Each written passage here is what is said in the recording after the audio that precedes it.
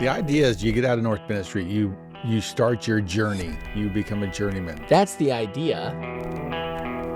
Okay, let's stay high level. Okay, you're getting into too much detail. Okay. What changed? Why are you back? He just kept begging me to come back, and like, dude, all right.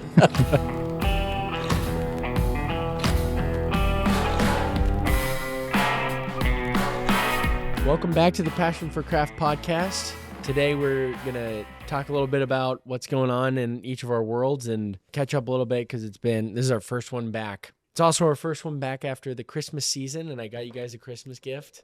Wow, I can't wait. It's for both of you guys. I made it for you guys. They're alls. There's your all. I turned them. And I made an all out of you guys. For you guys. Sweet, man. Thank you. What's the difference? Like, why is this one longer? I just had a longer strip of metal in it. You got to grind it down to make it sharp, but it's an all. I'm the apprentice right now because I don't even know what I would use this for. Really? Really? This is his favorite tool. Alls were, especially when you're doing preservation stuff, working on old houses, there's nothing like, all was always in my toolbox, and you would use it to start a screw. If you're putting hardware on, you do the awl so that the little small hardware screws that would go in a historic thing. You got to take this and sharpen it. You got to make this really sharp. Okay. Yeah. And so, but a marking. Oh, it's like a punch. It's like a punch. It is a Okay. punch. And so, and all would be things that they would mark lines with historically. And all is like a traditional tool. It was used for a lot of different things, but it's kind of like a jack of all trades sharp thing. Okay. You know?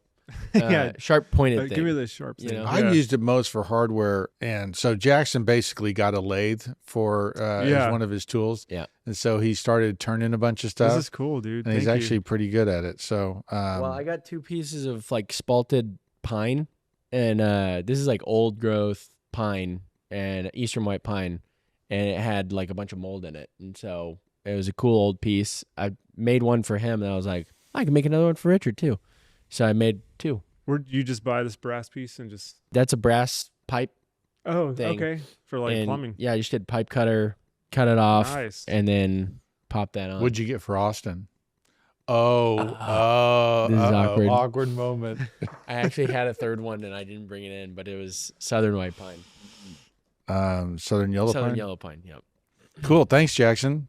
Did Merry you sharpen Christmas. it on a grinder? Yeah, just on a grinder. Just to a fine point? Like, Yeah, kind of a tapered fine point. I didn't know if they would let me fly with these. That's why I didn't sharpen them before. then they let you fly with this? Yeah. That's even surprising. This is like a shank. Yeah, I guess You so. know? Skiv. Yeah, Yeah, they definitely would have made you throw this away if Right. you sharpened it. that's why I didn't want to do that. But it's like an ice pick or anything else like that. And if it Yeah. doesn't, if it stops sticking in here, you can just bend like a little piece of metal, like re-snip it or whatever, and it'll seat right in there. But most of what you're using is striking, so it'll just continue to drive itself deeper in, which is nice. You hit this with a hammer, You can, and yeah. it's gonna survive this wood. Yeah, I don't know about this wood. Just don't. Honestly. Well, you could hit it with like a Um, rubber mallet more. Yeah, You know? I just made them because they're like a fun, easy kind of tool. But then I saw this beautiful piece of wood and was like, it's kind of fun. Honestly, I knew he wouldn't use it. It's gonna sit on a shelf for him. But that's still cool though. But I had an idea of putting on a plate back here yeah, because this was early on in the process. Whenever we did turning stuff, so this is the grip from the lathe. And so it got torn up, and I was thinking you could seat another like plate on here, like a brass, like a brass plug. exactly, Yeah. to go on top of it, and then you could hit that probably pretty good, and be Heck okay yeah. with it. But My first awe. Thank you, man. Thanks, Jackson. Merry Christmas. Cool. Now, if I go to prison, I'll have a tool I can take to prison. I don't know if they'll let you in with that. That's Yeah. cool. I could see myself doing like a little center finding punch, and then you start. Yeah. You know. Yeah, we used them a lot in our like timber framing course instead of like pencils. Just scratch directly onto the timber frame, and that was like a piece of the puzzle. You know, also like when you're trying to mark on walnut with a pencil. Yeah. You need like a white pencil. So Right. if you don't have one, you can just, because Exactly. you can't see it. Yeah, works great. Like when I carved that Corinthian thing. Yeah, that was beautiful. Yeah, thank you. Yeah, that was really good. I'm actually really impressed that you did that. It was really cool. Yeah, just nice little weekend project. I like to stay sharp. While you're watching TV, just whittle away.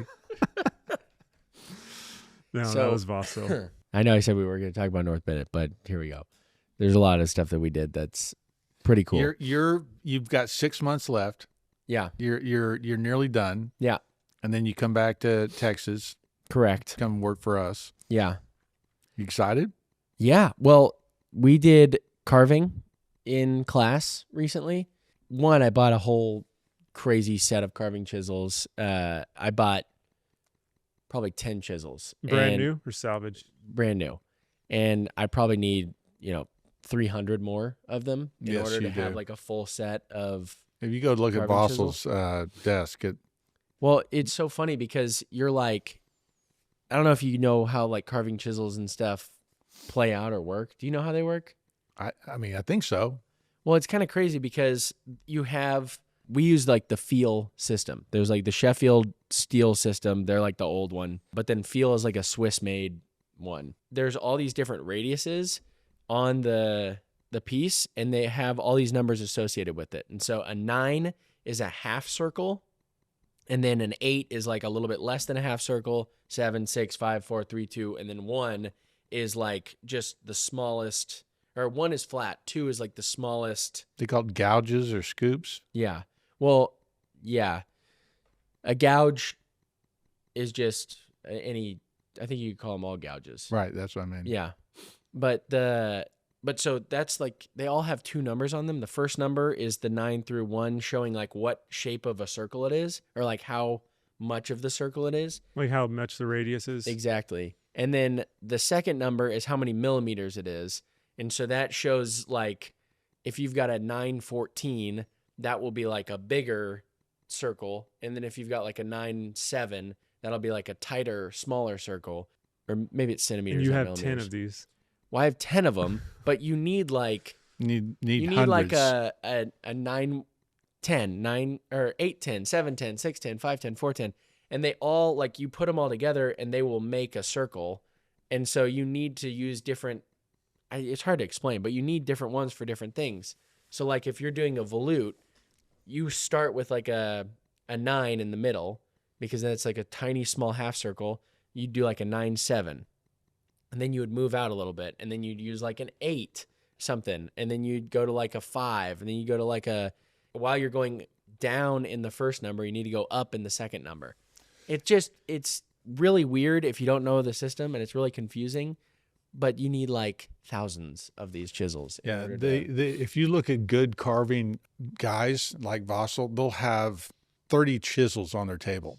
And what they're doing is they're trying to find, like if you look at that Corinthian column, Should I bring it over? or you look at this vase behind us, bring that piece of wood over, those radius, those things, because when you're trying to carve different things, you'll need a radius for these grapes, and then you'll need a radius for these leaves, and you'll need a different radius for all of these different things, and you're grabbing a different gouge based on what you're trying to carve here. Because you're trying to essentially, you want to leave as few tool marks as possible, because you don't sand the final version of these things. And so, Although some people do. Fossil, yeah, he does sand afterwards. your goal is to leave as little work for yourself as possible. Yeah. So you can sand them, but getting into each of these like niches and crevices is hard work. Some people use like the Dremel tools and all this other stuff, but it's the fastest possible is if you just leave a clean line. So you're trying to do as few strokes as possible, essentially. I mean, Vassal does it because this is his like full-time. We were in our class like trying to do this in a week. Like something like this? Not something like this. We were trying to do a single acanthus leaf. I can actually send it to Austin, but I'll show it to you right here. How right did now. it go? Went really well, I would say. It was Okay. really fun. I also gouged myself, which was awesome. Just totally spiked my hand right there. Do you see that? Yes. Yeah. So That's I just crazy. I was going like this, my hand slipped off and then went right in front of the wood. But here's all the pieces. So I did that. That's all that you just did that by yourself. Well, that's just the roughing out. So like that was what it started as. And then you took like a V tool. So it's like a V gouge. Like a remover. And you move, you trace with it, and it leaves behind just like a single clean line. Then from there, you start tracing it out. Let me see. And then you dig down around the outsides. Mm-hmm. So then it you scoop out more and more and more, and then you end up doing stuff like that to remove that material with that's an 8-13, I think. And so that's removing more and more, and then you're left with that. You did that was that. The final, yeah, dude, which is crazy. That's really crazy, actually. When you said it went well, I thought you were being sarcastic, well. about to pull out some butchered It went well. I kept making the joke. That's really cool. I kept sending my dad texts of this stuff and being like, "Watch out, Vassal." And it honestly, if you look at that, if you get closer and inspect it, you're like, "Oh, there's a mark there. There's a mark there." That's your that doesn't first look good. time. But that was the first go, which was good. Felt great. How long did that take you? 1 week to do that one volute. That would probably take Vassal 15 minutes. No. Okay, that was my I think thought. it would take him 15 minutes. That was my thought walking into this, right? Because you're I sit here and I look at this and I'm like, yeah, it's probably hard, but given enough time, you could probably get pretty quick at it. I don't know, man. Because I went in there one day and he was working on oak. I think it was volute, volute for something y'all were doing. And I was like, how long did that take? He's like, 45 minutes. And I was like, no way. That was my reaction. I was like, he's like, but I need to do a lot more on it, And I can't. My jaw was just on the floor, I'm like, can you imagine working in oak? Be with hard. How porous it is and everything, and how much that would just want to split off at every. That's crazy, right? It's if it better took than longer. a piece like maple. Maple breaks way too easily. So oak is actually a decent carving wood. Because if it took a year to do that, it would be so expensive. It wouldn't make Right. sense. This is basswood. I Um, think so. probably is. I went to the Myth and Marble Saturday Oh, yeah. at the Kimball Art Museum, Yeah. and I don't understand how they did that. Oh, wow. The women's hair, even in the back of her head, it's all I know. I don't know. I mean, are there people that do that today? I hear that there are, but Yeah. It's funny because I did that video on that Corinthian column, how they Are built you it. available? And one of the common comments I got was, no one needs to do this anymore. We just, all you need to do is scan it into a 3D printer and, anybody can do this. yeah, right. And I'm like, well, that wasn't really the point of it. The point wasn't to find a cheaper way of doing something. The exercise was how to build something from the past and how hard it is to do, even with all the tools and everything we've got today. And so copying the proportions, getting all the details right, getting my team to actually build it the right way. And the Corinthian column piece, obviously Vassal did that, and it took him a long time. How long did it take him? As we were carving, I pulled up that video, and we're all talking about it. We're like, I think it took him a month. And so, I don't know if he was working that's on not it long, full I time. guess. Anyway, it's, but you talk about the marble thing. Yeah, I don't know if you read the first part of that. And we're talking about a exhibition that's at the Kimball Art Museum. The Kimball Art Museum on Roman sculpture. And so from this famous collection in Italy, and it's only going to 3 spots. It's Fort Worth, LA, and Toronto or something. So it's really Lucky exclusive. to Yeah, have really. it. But one thing they were doing is, if you read that there was that sculpture was everywhere. That sculpture was all over read this. that. Did you read it? Mhm. And It there's- was another population. yeah, it was another population. So sculpture was wow. one of those skills that was fairly common. Mhm. And so the difference between the great things and just the average things, because there were some things there that just weren't very well done, but they weren't. They were there the more masterpieces that yeah, you'd see. they were there more for the historic value, like exactly. from 500. Like I could see that. Yeah. So anyway, we're talking, what I've thought since having Vossel is that carving used to be a skill that a lot of people had. Just like if we were all tradesmen in, 1780 to 1820, and we were doing high-end trim work and high-end carpentry and built-ins and joinery, we would probably have a basic knowledge of, and certainly all of us could have done that. I agree. And all of us could have done simple carvings that, like if you look at Samuel McIntyre's career, by the end of his career, he was getting into sculpture. Mm-hmm. So sculpture, being able to do in 3D is another level of that skill and that ability. Yeah. But all of the things that he carved and the things that he could do like that would have been things he practiced, would have been all things that we would have practiced. And we may not have been able to carve a Corinthian capital like that, but we certainly know someone who could. Mm-hmm. And, they were talking about the McIntyre tea house, where you see the carving on top of the maiden and the harvester there at the top. Yeah. Those were actually subbed out. So he didn't do those. There was some New York carvers that actually did those. That's wood. That's wood. And so wow, it's interesting because we look at this skill and it took you so long, but I don't think historically it was as big a hurdle as it is for us today. Yeah. So we did that week where we did all those things, and that was fun. Then I worked on these medallion things as well, and those were repeated, and so I did 2 of them. And for those, it was a lot quicker because it was the same thing. So I did it once, and I did it again, and I was like way faster the second time. And so those were a lot That's better. Still crazy And to so me, I though. think about like an egg and dart carving that would go around a door. I suspect that would have been something that was handed off to an apprentice because it was repetitive. Mm-hmm. It would have been laid out maybe by the master. So you're going to do this many, and you're going to do that. But, after he showed them, he probably let an apprentice finish it up. So egg and dart is one of those that's like very easy. And I don't mean like from a execution standpoint necessarily, but from a getting a smooth carving standpoint, because the way that you perform it is you take like a 9 at the end and you like push down and you make the shape. That's a cut. That's done. And then you go with like a 4 or a 5 on both sides of the egg and you push them down. You like push them over and down. That's a cut. And then all those wood chips fall away and you have your egg done. And then you move to the next thing. Does that make sense? So Yes, it's like that makes a lot of sense. It's a lot easier than like a high relief. Like this is a high relief carving because it's the relief thick, is yeah. high.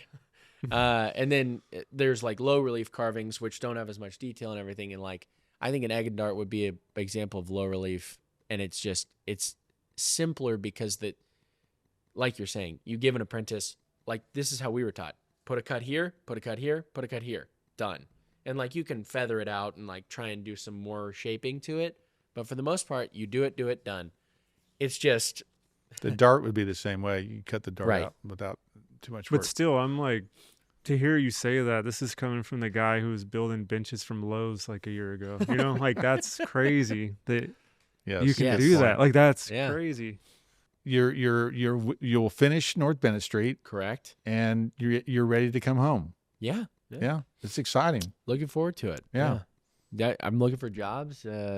Should I Good luck look with for that. employment here or Yeah. with this guy or I don't know. Yeah, both.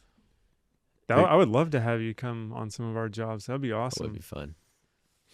You can see how we throw up a cheap Texas house down here. No, I'm just kidding. I need to learn stairs. That's what You I and me need to learn. both, man. Okay. I got a lot to learn on stairs too.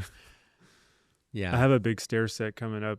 2 of them in that one Georgian Yeah? house that I was telling y'all about in Boston. What are you Well, I doing mean, to 'em? I was telling y'all about Yeah, it. In yeah, in it's Boston. not in Boston. Yeah. It's gonna be cool. It's gonna be like it's gonna have the riser wrap around and then a bracketed, whatever you call it. Is that a return? Yeah. As a skirt, and then that's gonna be on top of a skirt that's gonna have paneling. So Cool. it's gonna be pretty intense. Does So that paneling blend into the rest of the house, like into the wainscot? I believe so. Yeah. That's cool. It'll be like a whole wall of paneling, and then up the staircase wall as well. Cool. So what's going on in your business? What are you looking forward to in 26? Whatever you guys have for us still, to finish up the ranch project, which that should be sooner than later. That Georgian house, I've been hitting it hard on YouTube still, so that's still part of the business. Yeah, kind of this more of the same, but maybe more consistency. I think we're okay right now, but yes, I do see that probably coming. We're 6 right now. Okay. So we could do another 1 or 2 people, I think, in the next 2 to 3 months. Yeah, I think. Are you going to move? Or are you staying where you are? Man, I think, it's crazy. We always talk about even like moving out of the state. But Really? Yeah. I'm going to make some people mad right here. I just really am kind of sick of DFW.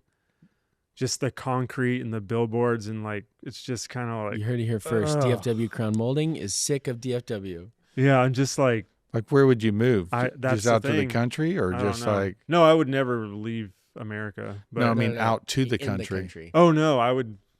The wild dream is just drastically move to another state, but I don't even know where that would be. Would you ever do a farmstead thing?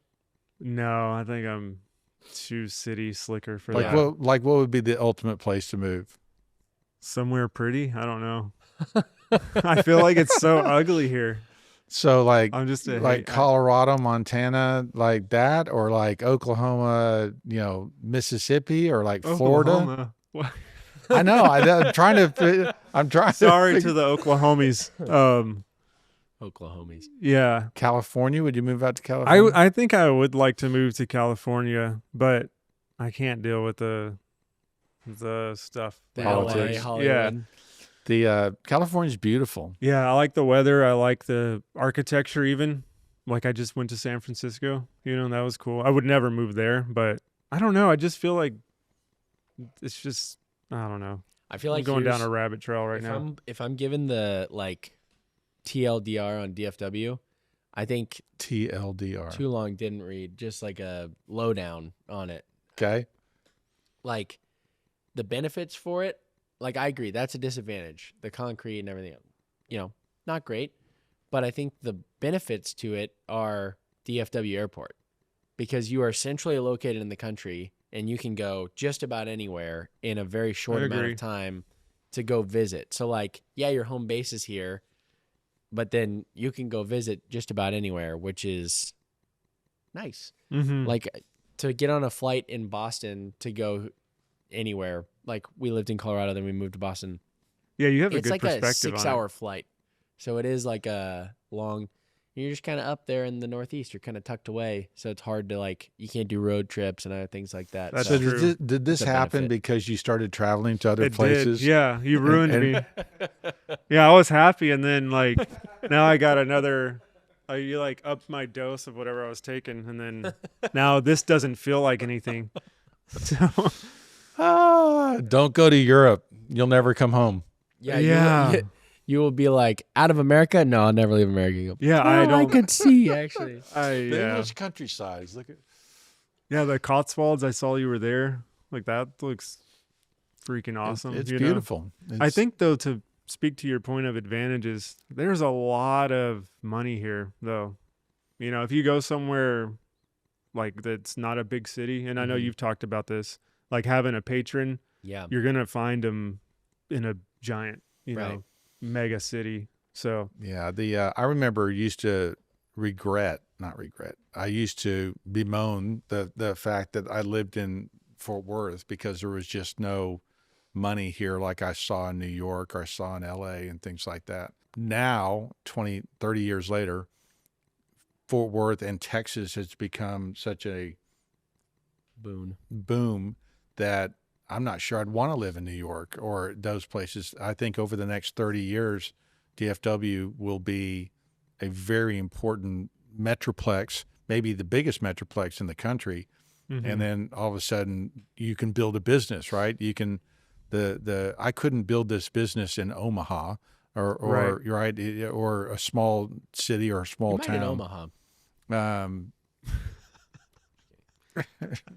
have you been to Omaha? You could get that lot of one good guy. cornfield. There's a guy, Warren Buffett, there that You could update his house. That's what you should do. he It's a actually is. 70s, like, Did you know he's retiring? Like yeah, this is I his did. last week Are you of for work. real? Yeah, he's Oh, done. No way. now that he's done, maybe you want to put some money into his house. All right, Warren. They're heading to Um, Omaha, a new branch of Whole Homes. Yeah, no, I get that. I suspect it's a phase. I think also that this is a good place to raise family. Dallas is the 10th largest city in America. Does anyone know what number Fort Worth is? 14th. It's 11th. Isn't that crazy? It's 10 and 11 right next to each other. So like both are big, which is interesting because the Metroplex as a whole, which a lot of people would consider like the Boston Metroplex, Boston, West Rock, Cambridge, like all the areas that surround it, like they Right. would consider that the Metroplex, but DFW are considered separately. So it's like Dallas, Fort Worth. But the DFW Metroplex is the 4th largest in the country. I think we're about to be number 2. No way. That's Yeah. crazy. Let's see. Here we go. Moment of truth. Dallas is 9 now. Jump Jacksonville, but we're 11. Just look up Metroplex. Got over your city, Jacksonville. crazy? Largest largest of Jacksons Metroplex there. in the U.S. By people. We're 4th. Yeah. Wow, that's pretty crazy. Yeah. See the 3 above us are all shrinking, Yeah. and so anyway, the prediction More of is a that- reason to leave. No, I'm just kidding. It's getting crowded, guys. It is. No, I don't know. It's just like anything. There's like trade-offs. You know, Of course. I don't know. I don't know if I would go to the country. If I went to the country, it would have to be. I would have to get like a lot of land, not like a lot. big lot. Yeah, like a big lot, not like a lot of acres. And I would have to probably build the house. Like Farmhouse on Boone. yes, that would be Yeah. a dream. Yeah, that would be cool. Well, you've got But- all the skills where you could do it. I don't know that I could build a house like by myself. Do you not think you could? take a while. How long No. do you think it'd take you to build a house? I would probably build like a pretty basic, like 2-story, like colonial revival structure. Yeah. A year and a half, you know? I don't know. So You know more about that than I do. How long would it take you? I mean, I bet you could have it framed up in. I mean, you'd have to have some help, right? Because if you're going to pour the beam foundation wall and things like that, if you're not just driving piles into the ground, I would have to sub out stuff. Yeah. right? You'd have to sub out something like the foundation beam wall, only because you need the help, not because necessarily it's hard, and you need manpower, And I so, need the expertise too. I'm not an expert in that. So if you did that, the foundation was in place, I mean, you could probably frame the house in A month? 3 months. By the time you get the roof rafters and all those kind of things framed Okay. in, maybe it's 2 months, and then you could probably dry it in a couple months. So say you're dried in 3 to 4 months. 6 months total. No, you're dried in 3 to everything. 4 months, and then you're just adding cladding and things like that. I bet you could build it in 8 months. I don't Full think it- time. How many people? Yeah, full time. I thought it was Just just one? one person. Okay, yeah. But if you had help, obviously, How big of a house are you building again? How big is like a Like Two-story my- colonial revival? yeah, like 2,500 square feet, like 3,000 well, square feet? 2,500 be only 1,200 a floor. So you'd probably want a little bit bigger than that. So you'd probably 3,500 to 4,000 feet. Yeah, and then the part that takes the longest is all the interior finishing. Right. You know, that's like months of labor and Depending on how much detail you put into it. yeah. Yeah. So that's the only way I would do it, and that's a long shot. So you got to Yeah. have money for that too. It's like, Well, that's the thing that always has clipped me when people go out and do that. I was like there's got to be income of some, either that or you've just got really deep pockets that Yeah. that you're just able to You've saved for a long time Yeah. to do that. right to do that, right? Yeah. And just because the houses that are available right now that are kind of in rural areas, Or they tear downs. suck. Yeah. Yeah, like they're like, I don't know if I could bring my soul to like sign yes to like buy this house, you know? I think if there was an historic house I could move, I would do that before I'd buy something new. That would be cool.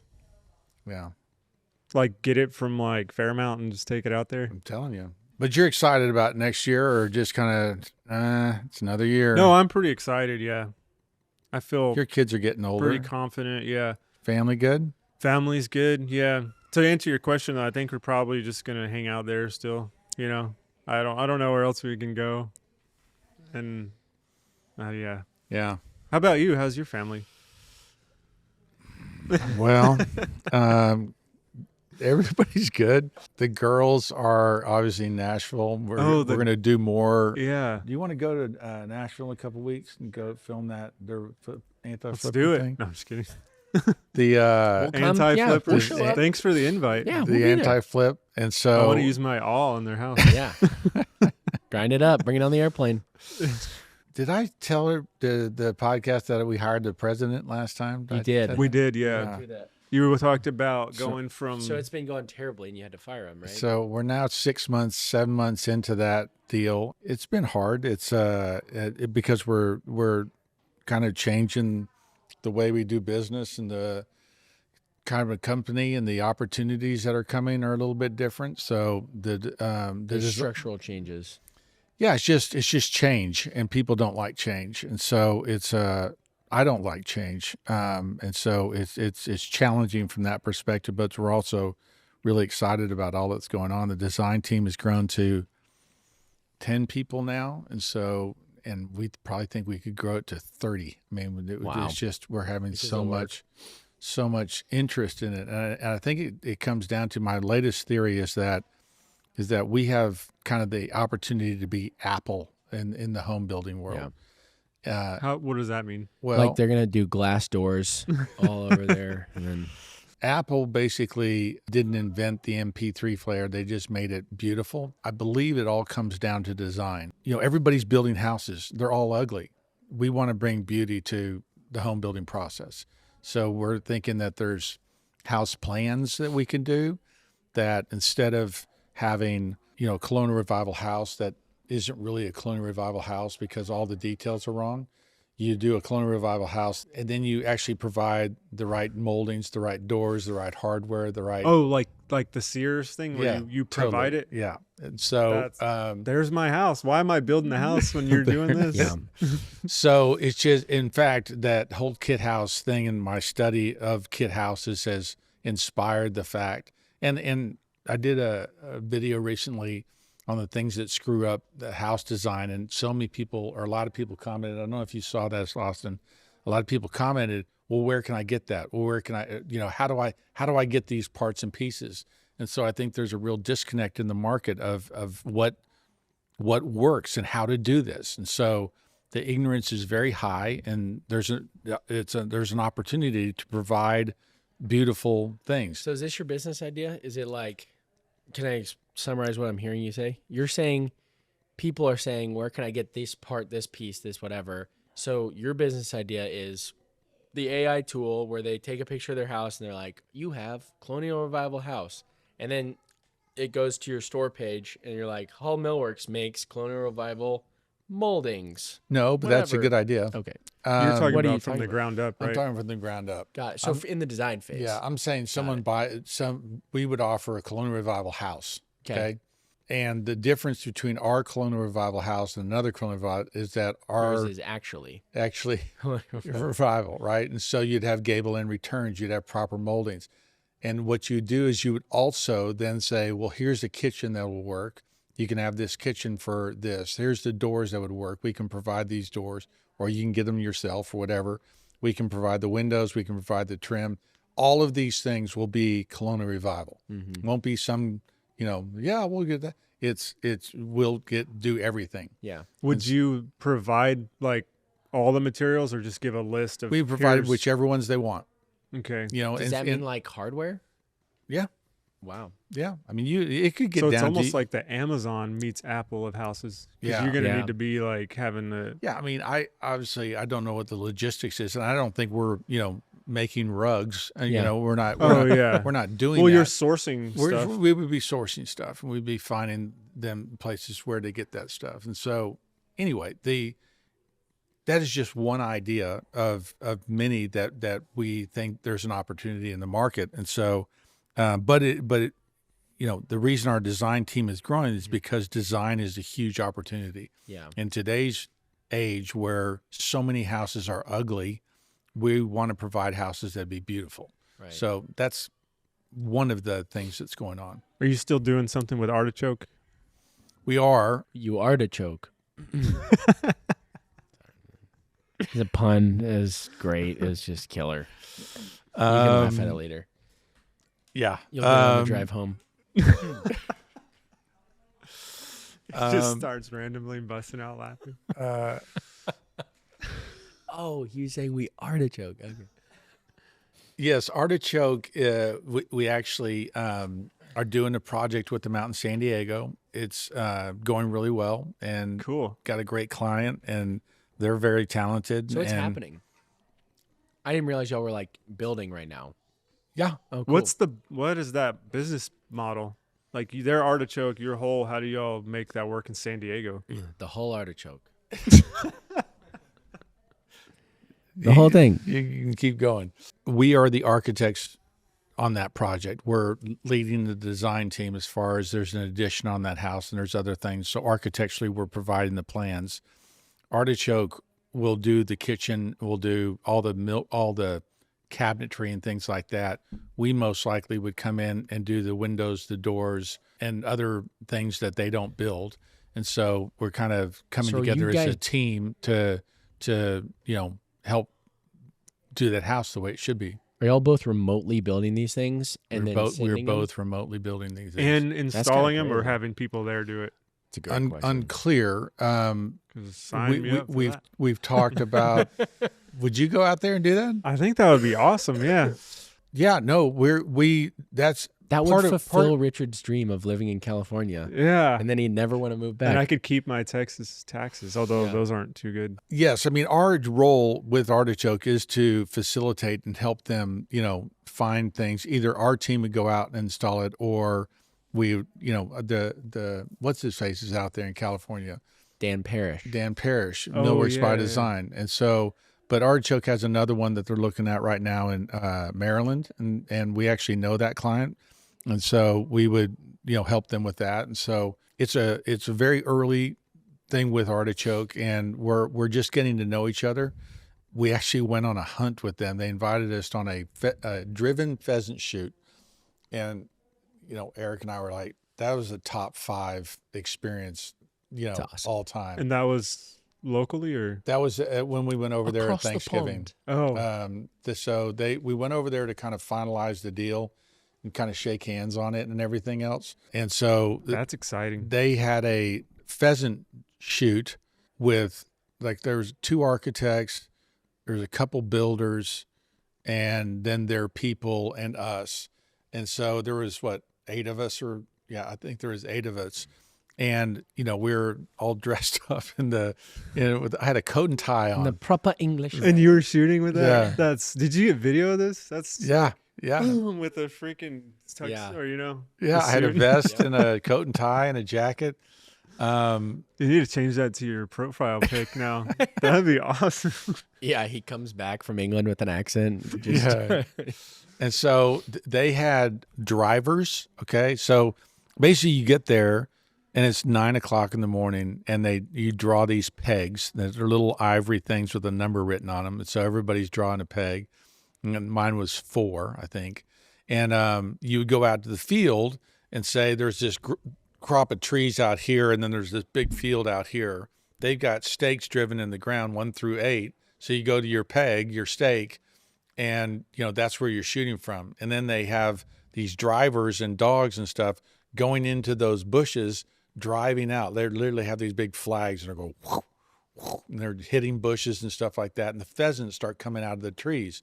And we're out here, and they're driving the pheasant to us. So this guy puts in like 6,500 pen raised pheasant a year on his property, and like 2,500 get shot. And so, and he loses some to foxes and things like that. But anyway, there were so many birds. It was such a neat atmosphere. So you have these shoots, and then you had 2 of them. And then at 11, he goes, time for 11sies. We're like, 11sies? What's this 11sies? And so basically they had these grilled hot dogs, grilled sausage, and like tea with like schnapps in it. And like, you know, and anyway, it's very civilized. You're sitting around, oh yes, those are good. And then you go out to 2 more shoots. Then you go in for lunch, and then you go out for another shoot. And so there's dogs. I mean, it looks like something from like a movie or something. like a movie. Like a Did Guy you do Ritchie your movie. 11 line? Like, this one goes to 11 or whatever that was. I would have loved that. No, but if I had been there, my wife had been there, I would have done that. So yeah, it was one of those experiences because the house that we stayed in, or we'd go and have lunch in, it was like a 1723 English, Oh, that's right up your alley. Georgian house. And you're just like, what in the world are we doing? It was the craziest thing. So cool. It was so cool. So we did that, and that was, we went over there to that. There's another guy, a guy we're actually going to have on the show. His name is Vincent Reed, the Heritage Building Podcast. I was on like episode 6 or whatever. He has totally, I'm a preservation guy. He's an English version of me. And he actually started out in, we'll hear all this when he comes on, but we also were trying to do a deal with him, and he has been hired. He has, basically he works on Kensington Palace. Okay. So he works for the royals. Okay. He's met with King Charles and met when he was Prince Charles and gone through things. And basically he was a furniture conservator, and he was working at someone's house, and they were having problems with wood movement and like cracking of the paneling and stuff like that. And he goes, well, let me look at it. He started looking at all the woodwork, and he was like, oh my gosh, all this needs restoration. All this needs stuff. So he ends up becoming this consultant to the House of Commons, the royals, all these different palaces. He has like 8 different badges of certification. What? Wow. And he is the most engaging, fun guy, totally passionate. He was telling me the first time he came to America, he went to Jefferson Davis's house, Who is that? Confederate president. Okay. And so they had this table inside that they were doing the tour of the house, and inside was I guess an important table that he had been his desk. And they say, we completely restored it. Maybe that's it right there. They said, we completely sanded it down and restored it. He's like, you did what? And he's like, do you realize that the cufflinks of Abraham Lincoln and Ellie and Jefferson, Robert E. Lee and everything, it would have been in the table, and you just took it all out of there. And he goes, you've ruined it. And so he comes to it with that mindset. Wow. Like, yes, they were proud of the fact that they had restored it. So he's a true preservationist. He's a true preservation guy. And so they did ruin it though. They did. And so anyway, he's going to be on our thing. We're trying to figure out when he's going to come here, but he is a very interesting guy. We're trying to figure out how we're going to work together. So I went over there for that meeting as well. And then I went over there because a guy in England, I ended up meeting him, wants us to design a house for him. And so we went out. He has a house on the Thames River. Thames. Right where these 2 rivers join. He's like right there the river's going by, and you're sitting there going like, what in the world? He's got like probably 2 acres there, and he wants to tear it down and build a house. I mean, Chrissy said I was working more than I was playing, but it was crazy. Yeah. It was crazy.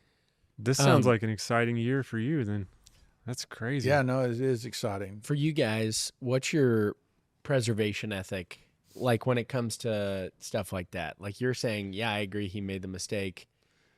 Well, I don't have a lot of experience in preservation, but I mean, like what you said, Abraham Lincoln's like cufflinks and like watch or whatever. I don't know if they even had, but it was like, that's a piece of history, and you just orbital sanded it off.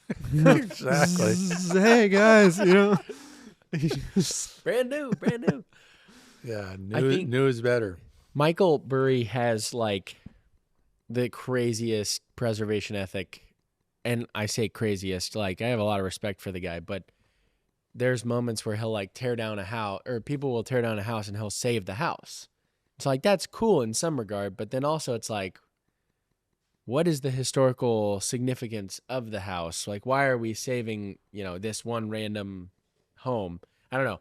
So I kind of butt it against myself in a lot of those ways. Cause like when it comes to something like that desk, I probably completely agree. You got to preserve the heck out of that thing. That's awesome. But then when it comes to like a random house, well, a random desk, that. Well, I'll give you a little more practical example. What about going into an old house where the bathroom is original, but the tile is cracked and there's a little rust around the bathtub ring, and it needs to be fixed up or restored, but it's just not in very good shape, and or it's all pink and blue, right? It's just ugly. I say take it out. What do you do then, right? And so that's when you get to preservation ethics. There's some, times I'm like, no, got to restore it. There's other times I'm like, and so the way I'd answer that and go to an ugly bath, I go, well, what we got to replace it with is something that is beautiful, that's sensitive to the period, that doesn't make it look like you've walked, from an old house into a new house. And so there are ways you manage that, but like Chrissy my wife would never let me keep some of the historic things I would keep. I would not take out. So and most of my clients feel the same way. So I'm like, my preservation ethic, if I was just a guy, I would live in a completely historic house. I didn't care. With the rust and everything. With the rust and everything. Yeah. And so I think it's so for that. But I think that for me, I feel like if it's special, then like go all out to keep it. But if it's not special, like the Lincoln's desk, but if it's just the bathroom, it's like we could do better than that. I was going to say, even if it's Lincoln's bathroom, I would say restore it to something of the time period and then make it last a really long time. Right. Would be my thought, Yeah. Anyway, it's hard because sometimes like mantle tile sometimes is really ugly and but it's distinctive. And I remember there's a house that had these two birds on either side of the thing, and they were just kind of odd looking birds, and they were like red and black and orange. And it was just like, and so the client was like, do we keep it or not? And I was like, what'd you do? I told him that I would keep it. And I never went back. I think they said, you stopped answering. No, I think they didn't call me back. Oh, okay. They said it was a test. I didn't give them the answer they wanted. They actually put the Ravens up, and it was like, what do you guys think we should do with the Ravens? Like, keep them. He's out. We can't have this guy. He didn't recognize the fake raven, the red herring. There's a red herring. That was the bird. Well, you've been helping me look for houses. Yeah. And you were pointing out the tile on that fireplace, that one. The bachelor tile. And I was like, when I was walking in, I was like, oh, they did something to this fireplace. This is ugly.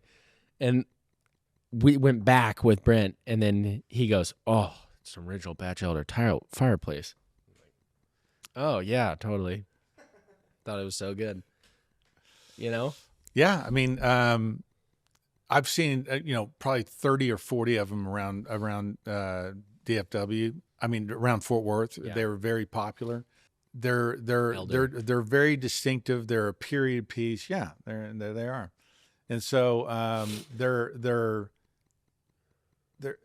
muted colors. They're earth tones. They're just not that great as far as a new thing. but realize, and here's the other piece about having a design aesthetic. That thing is worth, okay? Yeah. 20 to 30 grand new. To who though? Yeah. Well, it doesn't matter to who, but basically it's just it's just like part of the appraisal process of the house, right? It's just like, well, if you took that thing, it's like this is the thing that drives me crazy about windows. You're taking what would be a new window would be, $3,000 to $5,000, and you're tearing it out and putting a, $600. $600 window in there. That doesn't make sense to me. Mm-mm. And you might say, well, it's worth that much to who? Well, to a lot of people, but it's just, are we going to pull out really expensive things, and what are we going to go back with? And so it would at least command that that you go back with something Yeah. special, right? And not just, you know, a wood a mantle. subway tile or Right, something. exactly. So I see your point on that. I guess I just am not a fan I mean, of it those is tiles. like it is beautifully carved and that, or like impressed, or how I don't know how they did it, yeah. but it's beautiful. But the coloring is where I'm like, you know. I've seen a lot of those where they've been painted over, but the tile's still there. Yeah. I don't think that's the way to do it, but it's I mean, I just think that they are a highly distinctive piece that They are. What's the deal with Batch Elder? Is that the guy's name? Uh-huh. And he made all those, or that was a company? That was his company. And there's a number of companies that also built that kind of tile because as I remember, he was a arts and crafts tile maker who really got big in the 20s and 30s. Yeah. So, Those look kind of cooler. yeah, well, look how arts and craftsy they are, right? And so that almost looks like there's some William The stuff on the main pictures was looked like had soot on it and yeah. I don't know. Well, it is Well, that earth tone coloring that was in a lot of those, right, is just. I mean, there's a great example. What do you keep there, right? Those bookcases on either side are great and historic. You got leaded glass on those. You got the mantle bar above that, totally out of the millwork catalogs of the 20s. You got a very distinctive, medallion piece in there with the coloring and everything else. I mean, what are you going to replace that with? Even if you don't like that, I would never get rid of that, ever.